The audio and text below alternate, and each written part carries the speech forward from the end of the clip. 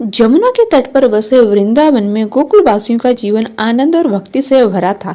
परंतु उसी जमुना में एक समय भयंकर संकट उत्पन्न हो गया। कालिया नामक एक घोर वैशाला नाग कालियादह नामक गहरे जल में वास करता था। उसी वैशाली सांस और जहरीले फुहार से जमुना का जल काला पड़ चुका था। जल के समीप जाना भी असंभव था। पशु पक्षी तक मर जाते थे।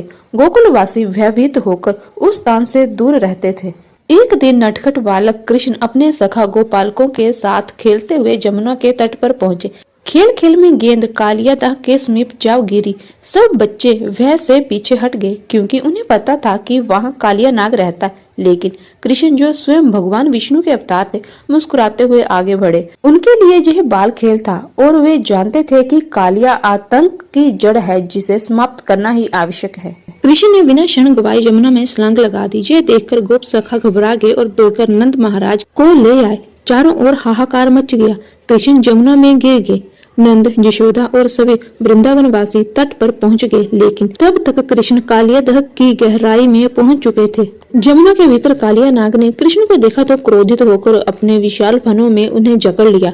उसके फन जलते विष से भरे हुए थे, परंतु कृष्ण ने सहजता से स्वयं को छुड़ाया और जल के भीतर ही कालिया से युद्ध करने लगे।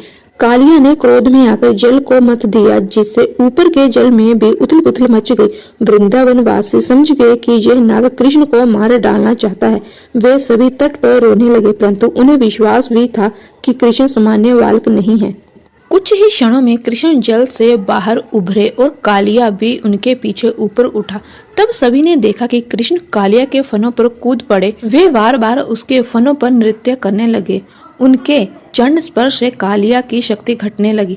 भगवान का वो दिव्य नृत्य इतना अलौकिक था कि देवता भी आकाश से पुष्प वृष्टि करने लगे। अतः कालिया ने पूरी तरह हार मान ली। उसकी पत्नियां, नाग पत्नियां कृष्ण के चरणों में आकर दया की याचना करने लगी। हे देव, हमारे स्वामी को क्षमा करें।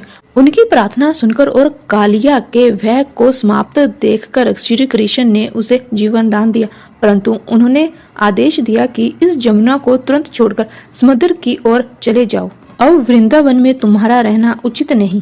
कृष्ण की आज्ञा पाकर कालिया तुरंत अपने परिवार सहित जमुना छोड़कर चला गया। उसके जाते ही जमुना का जल निर्मल हो उठा और वृंदावासियों में फिर से आनंद छा गया। गोकुल लौटकर कृष्ण ने सभी को आश्वस्त किया। माता यशोदा ने उन्हें हृदय से लगा लिया। ये लीला करना कृष्ण का संदेश था। धर्म की रक्षा और भक्तों की चिंता के लिए वे हर संकट में साथ रहते हैं।